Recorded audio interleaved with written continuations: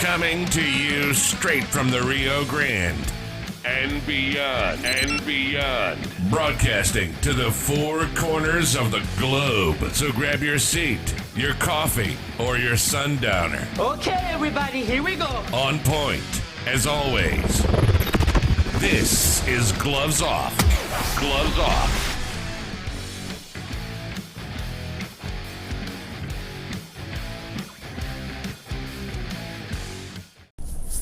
Back at you in Gloves Off, and I'm Paul Buitron. I'm here with real estate analyst Jennifer Hamilton, and we're touching base on the future of Laredo and which way Laredo can and cannot go. How are we doing today? Fantastic. How are you doing? Great, it's awesome. How's Kate? Fantastic. He's at the ranch right now. Awesome. He's doing really good. That's exactly where I'm going tomorrow. Awesome. You know, a lot of folks are jealous of Texas because a lot of people can leave the city and go to the ranch and come back and start back again on Monday. And that's the way it should be. It should. You right? gotta go get that dirt under your fingernails and just that fresh air. Look, let's touch base on this. Laredo right now it's kind of in a rut, kind of stopped. It's kind of in a hole. How can we get Laredo back out, and where can we take Laredo in the future? What do you say? So Laredo is at, I would think it's at a crossroad right now. We are being overrun by traffic. Our land prices are so expensive. There's a lot of businesses that can't afford to come in and build and create jobs. The housing prices are so expensive. There's a lot of people that, can't afford houses. They're wanting to buy a home, but they can't. There's nothing affordable. It's crazy, and it all goes back to land prices.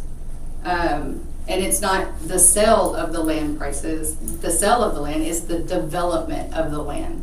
If the development of the land to bring water and sewer and fiber and cable and just basic services to people is astronomical, then we can't grow. We can't grow. And it's not just a city issue. It's a city and it's not just a developer issue either. It's a all of us issue.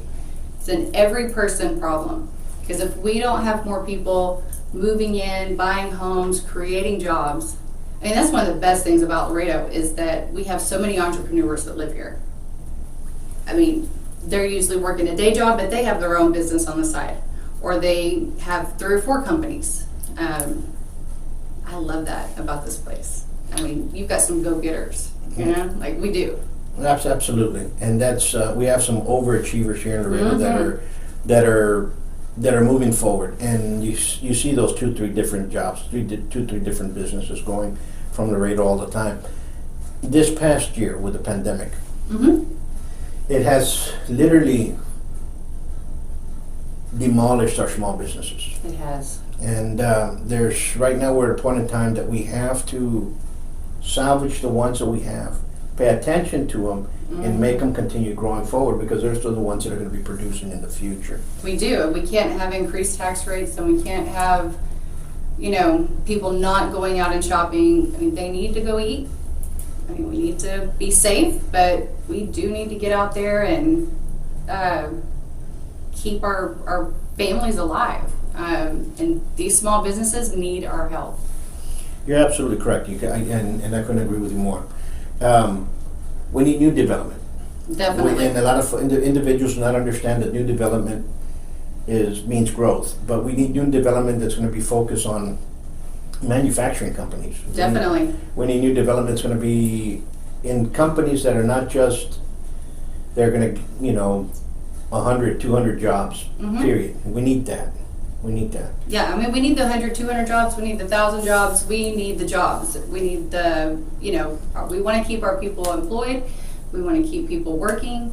And the only way to do that is to tap into one of our biggest resources, which is the border, with our import and export. I mean, that is a huge industry here. And I mean, we really haven't seen the maximum potential there. It's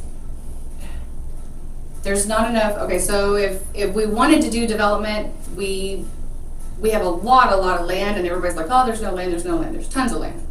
There's tons of land. It's hard to get the water and the sewer. So how do we fix that?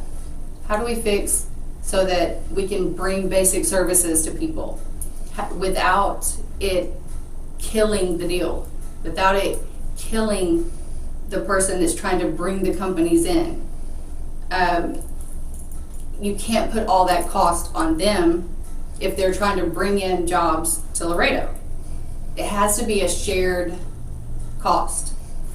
But it can't be, it's not all the city's responsibility, and it's not 100% the developer's responsibility. But it has to be a winnable project. There's a balance, a check and balance.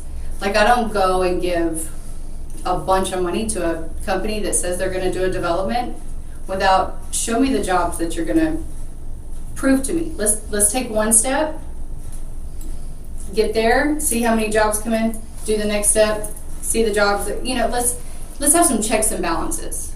And that's what Laredo needs. You're absolutely correct, and that's what we need, checks and balances. Checks and balances are huge. And we need to do that throughout Laredo, And I'm talking about the municipality of Laredo, the different departments. There needs to be checks and balances, not just people to have a carte blanche and go forward and do whatever you want, or for them to give it to a certain project, to a certain set of individuals because of special interests. We need to be fair across the board, and for it not to be detrimental to the balance of Laredo. Exactly. Laredo wins. Laredo wins, for sure.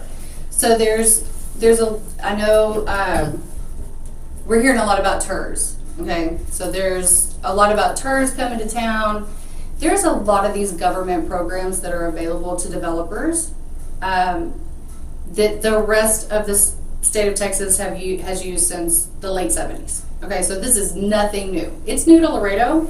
It is nothing new to the rest of Texas.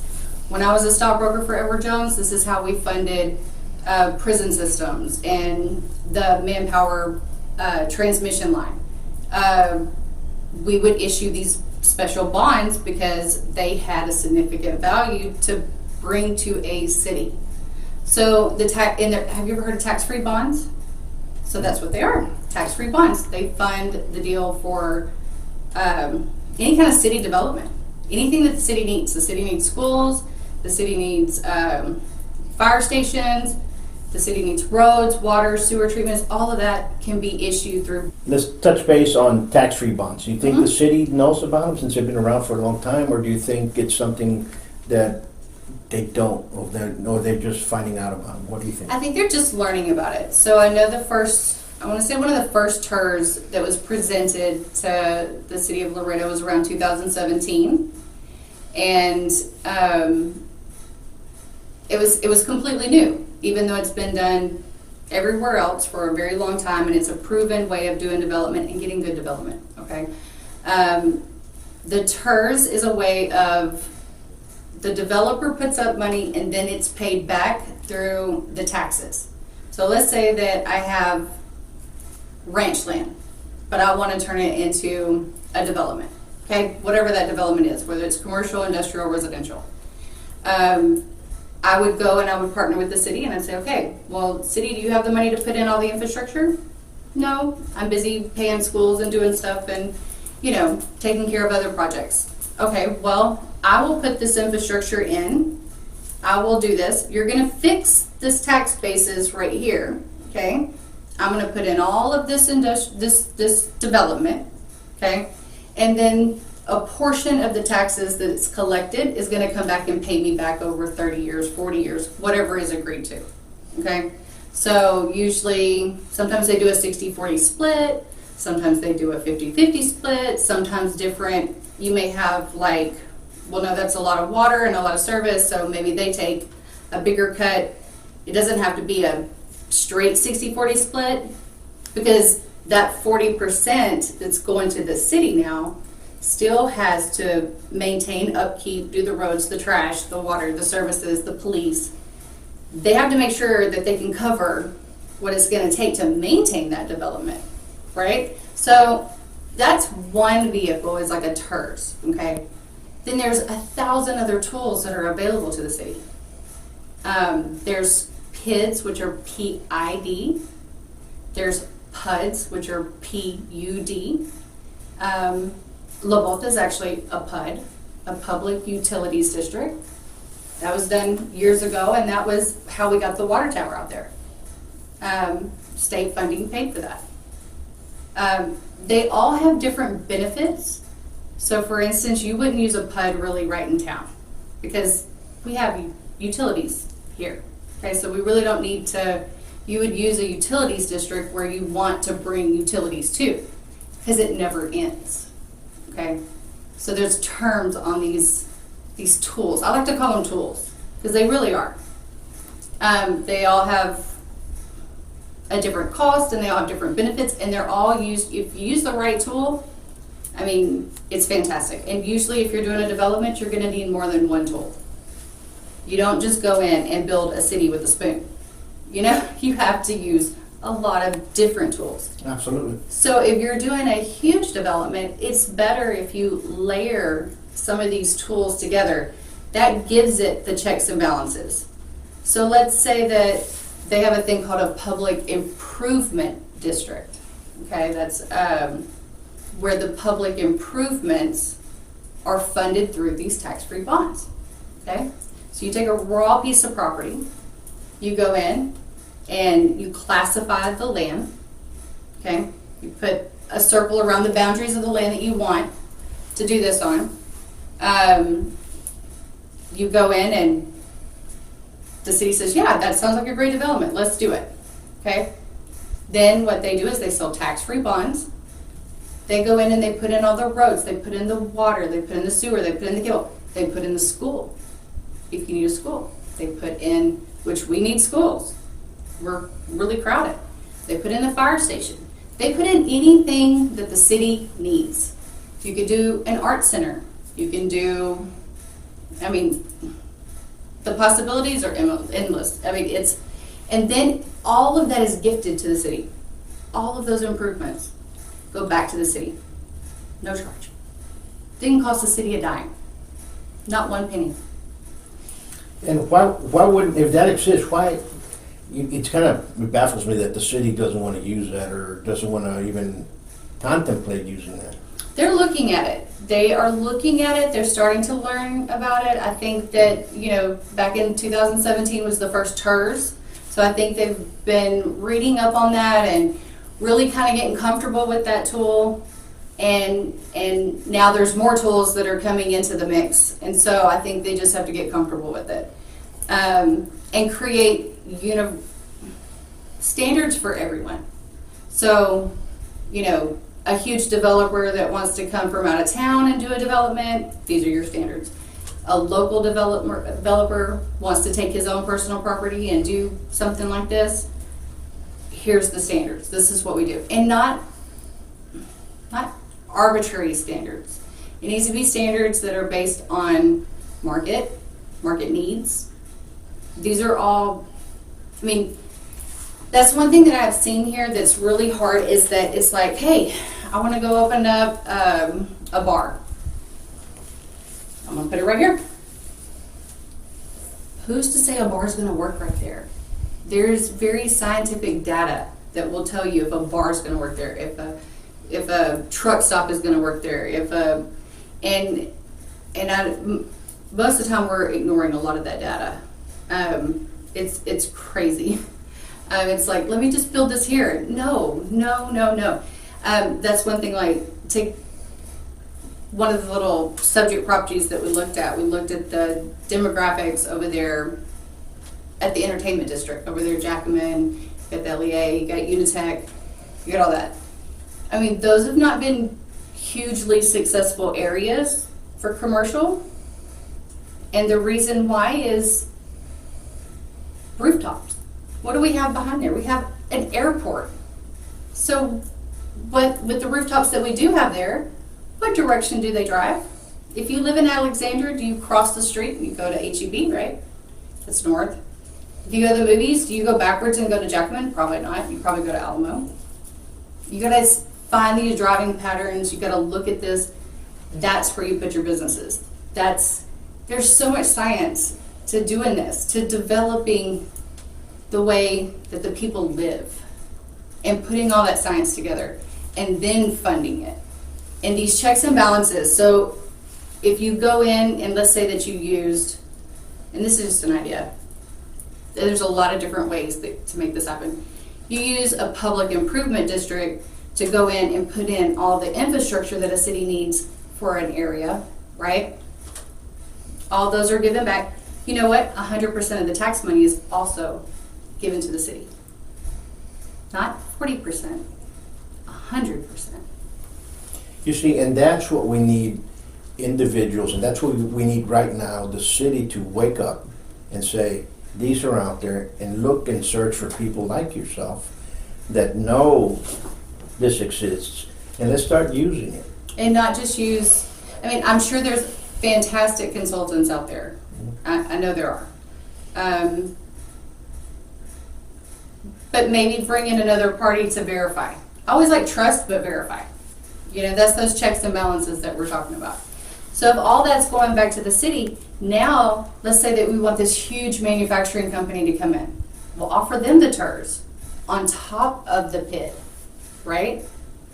Now you're proving this company's coming in and they're hiring this many people. Okay, now I'm going to give you your 60% incentive. We're going to build some vertical construction for you. You come in, bring your people, start hiring our Laredoans and get them working, and it's a win-win, right? It's a win-win for the business owners or the companies coming in, because they're getting to pay a tax assessment to pay this back. Absolutely. Which, you know, in your accounting books is so much easier. You don't get to write off the land whenever you're doing a development, or whenever you buy a piece of property and then you build this huge building. You don't get to write off the land. You do if it's in your taxes. Sure. I was gonna tell you, what developments now do you foresee in the near future that we can use this, you know, the TERS in the PUDs? There's so many. There's so many. There's 2 out towards Camino Columbia that we're looking at right now. There's one in Ensenada that we're looking at right now. There's one in, the Coves would be a perfect one. I think they tried to do a TERS in 2017. I mean, that's a beautiful plan. It really is. And they did layer in some good stuff. They really did. The Majestic out there, these are all really good developments. They really are. I think there just needs to be some checks and balances and some other tools thrown in there to make sure that those checks and balances are there. To make sure that the city's going to have the money to service the areas. To make sure that we can pay for our police officers to go out there and, you know, manage that. We are a huge market here. We're a huge market. There's a ton of businesses with the right marketing that would come here. I mean, when the rest of the country is sick, Laredo is still booming. We're still doing really well. So we're very lucky there. We're very blessed. Absolutely, and you see that, and that's, we have to take that into account, because you know we have everybody always complains, we have a huge overhead. Nothing with our first responders, because we have excellent first responders. Our police and our firemen, they're excellent. It's nothing with you, but there's 65% of the overhead goes to them, and that's a big number. In 10 years, that 65 is going to be 75 easy. And maybe if that's it starts growing. And maybe that's a logistics issue. Maybe we need more stations so that it's, you know, they're not having to travel as far, and it's, you know, maybe it's that. Maybe it's more of a logistics issue but that's something that we can look into and address those costs. Because that's going to happen, and especially if we start building, we hope to build, and hopefully all these great developments start building, because we need Laredo to grow. But we need those companies coming, and we need to help out that. And also Laredo cannot, how can it go into the negative because of a development for somebody else? Exactly. No, they cannot. So we cannot. So we have to keep the money in Laredo. I was talking to several individuals that were very involved with the city, and they're in 2000. And they said, you know, we have to put some type of checks and balances. Mm-hmm. And that term came up all the time, and it goes to the point that if the city's gonna build over a certain percentage of money it's gonna spend into taxes, it has to go on a literally vote. Mm-hmm. And they do. They have Not to, by the city, Mhm. by going to an election vote Mhm. for the citizens to say, we're allowing you there, because Mhm. we've had so much, how can I say, undercutting, different deals that happen, shenanigans that goes on, that all of a sudden people are no longer trusting. So we have to put that into that. I do like that. These particular bonds that I'm talking about are not, we don't use any of the city's credit rating. The city's not responsible for paying them back. They don't cost the city a dime. So this is the checks and balances that I love about this. So as a developer, let's say that I was gonna go in and I'm gonna develop, I don't know, 1,000 acres. I better develop something that people wanna buy. Because if not, the tax assessment on those lots, I have to pay. So now I need to develop something that's marketable. I need to develop something that's those checks and balances that I'm talking about. So it's not free to get all this service and these beautiful, there is a small tax assessment that's on the lots, right? To pay back, it's a fixed amount. It doesn't go up as property values go up. It's a fixed amount over 30 years. But your land cost goes way down. Way down. I mean, imagine having homes that are 150,000 and they're, 1,500 square foot.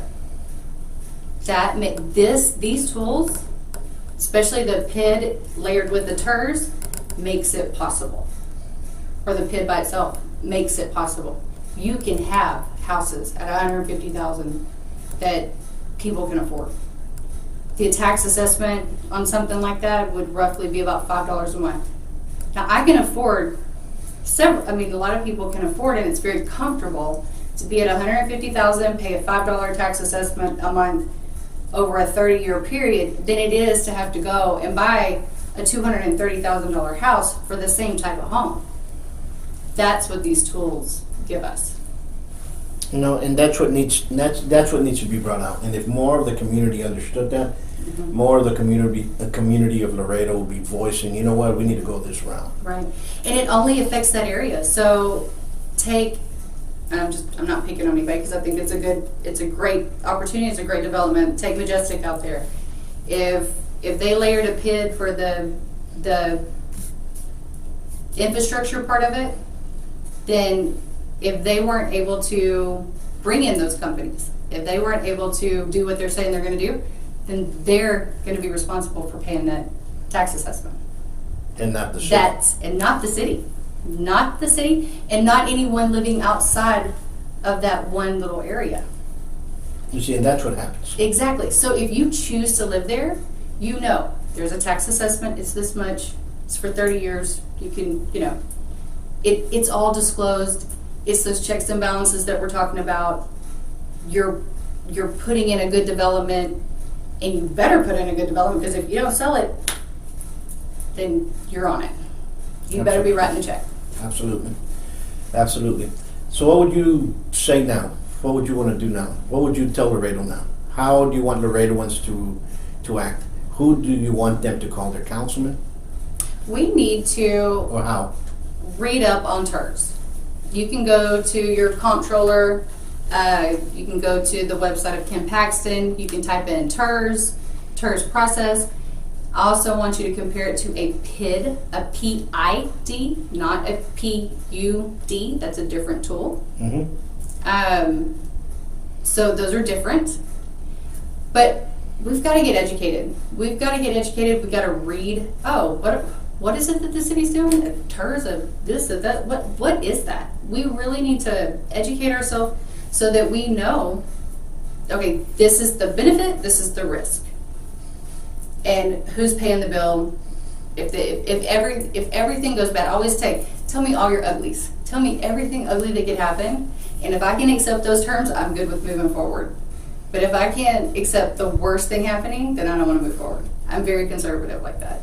So tell me everything that's ugly that could happen, And then, if I'm good with that, let's go forward. I think we should look at it that way. What's the worst that could happen? And as a city, are we good with that? As taxpayers, are we good with that? And then the next step is, what is the better option? Don't just go, oh, that's not good, I'm not gonna do anything. Because we need the jobs. We need to grow. And we need to grow, we need to understand how is gonna be the best way for us to grow as a city and what's gonna be convenient for the people of Laredo. Okay? And we can build whatever we want, and we can tax everything, and all of a sudden every other year we're taxing ourselves. And that's basically what's going on here. We need to start lowering that. That's why this group of individuals wanted to actually place a resolution to literally, if you guys are going to be building anything or spending money over this amount, guess what? You have to let us vote for it. Right, and as now, how it is now, if the city is going to be issuing bonds, there has to be a vote. There has to be. But if a developer wants to come here and he wants to sign his name on the check and he wants to do a development, he really wants to invest in Laredo, then great. There's options that put you where you're responsible to build something amazing. Absolutely. The city still gets the benefit, but you better build something amazing that people want to buy. Don't just build something that isn't going to sell. And finish your development, right? No, you have So, to. and the other thing is like, this would actually, so take Mines Road, for example. We have tons of traffic. All the little connecting roads still have not been finished. Some of them haven't even been started. This would pay for that. This would pay for that. We don't have to wait for the city to go, oh, I've got money here, Texas, here, give me some. No, they give you all the money to finish everything right there before you even put a shovel in the ground. So it's not like, oh, I ran out of money, I need to do, no. You see, that's what we need to be, that needs to happen. That's what we need to start, that needs to start happening now. The involvement of businesses, just like what they're doing with COVID. They're taking physicians, they're taking business people, they're taking advertisement companies, and they're putting them all together to help out the community. Well, guess what? Now we're going to have to get investors and folks that understand numbers and know which way to go. And guess what, city? We're going to help you. That needs to start happening now, because a lot of individuals go into the city, get elected into the city, not knowing. They go in and they start understanding, and they're still kind of baffled. Some of them do understand, some of them do not understand, and they're just going to vote. No, we need to have this done. And we trust them. Right. Believe me, we trust them. What I'm trying to say is, and I'll say it again, is we have to stop thinking that our government is our nanny. And it's not. And it's not. We have to start telling them, you know what, we need those checks and balances. We need to have them be accountable for what their actions are. Just like they hold us accountable for whatever they want to impose on us, we have to hold them accountable for what their actions are. And we have to do it ourselves. And we have to start making sure that they understand that. And we start educating ourselves of what we can do to better our city, which is the best thing for us. And there needs to be a standard policy, so it doesn't always have to be someone from the outside coming in. We have a lot of local developers that want to do some really amazing projects. Why aren't they happening? Absolutely. So we can't pick and choose. We have to do it across the board. It has to be equal to everybody. Right, and then, with the checks and balances, if it doesn't work, it's that developer's problem. It's not the city's problem. It's not them writing the check for it. It's not them footing the bill for it. That's how it needs to be. The city's in a revenue collecting business. They collect taxes, right? If you come in and you bring a business, then I get taxes. If you want to do a development, I get taxes. That's their only job. They are not in the development business. And, well, Sure. and they should be in the revenue collection business, not in the development business. Absolutely. Let's get wonderful developers that know What they're doing. Absolutely. That's what we need. I want to thank you for bringing this out to us and pointing us out and educating us. Folks, if you have any questions, how can they get a hold of you? Jennifer Hamilton, my number is 956-763-1762. Call me anytime. Text me. I'm on Facebook. Sure. Yeah. Folks, we need to get educated about what's happening with our city and which way we all can help out our city. And right now with this pandemic, let's stop living in fear and start living life. Yes. Be cautious. Till next time, peace. Thank you. Take care. Today, in America, more than 5.5 million men, women, and children train in a martial art regularly. Buitron Academy has been serving Laredo for over 30 years now.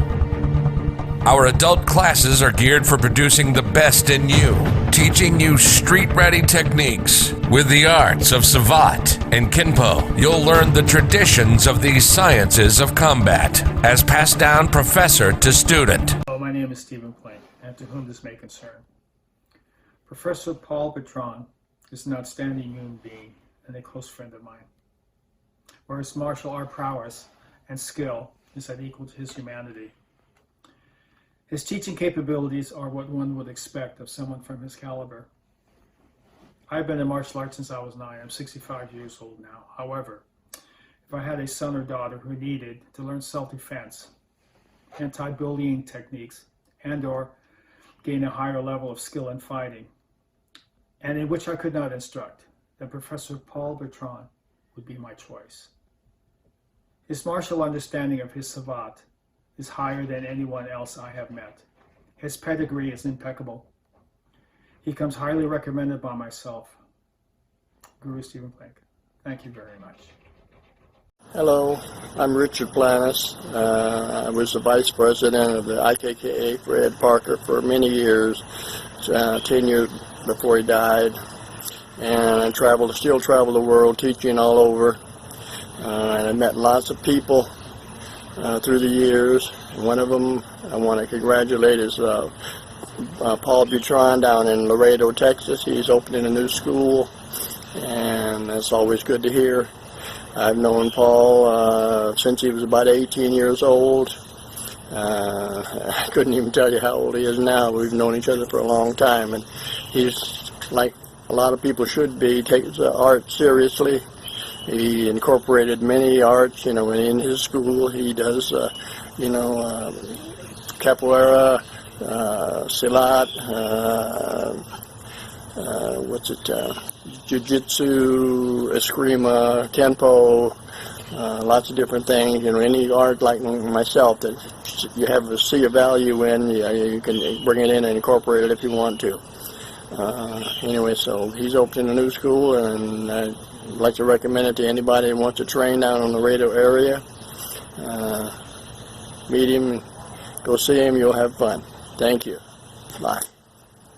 Come train at the best kept secret of Laredo. Give us a call for your free evaluation at 956-401-4868 or check out our website at savate.biz. Follow us on YouTube and Facebook.